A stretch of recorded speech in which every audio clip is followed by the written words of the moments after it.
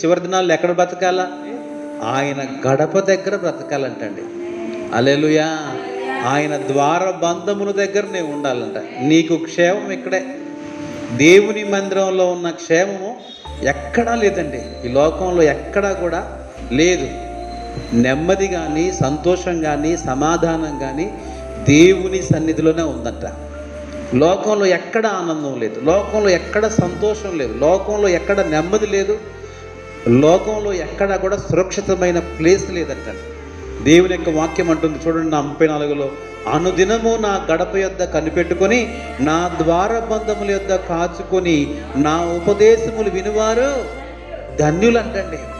ఎంత గొప్ప ధన్యత. కానీ ఈరోజు ఏమైపోయారండి, ఆదివారం 2 గంటలు కూర్చోటానికే కష్టం అయిపోతూ ఉంది, 2 గంటలు కూర్చోటానికే.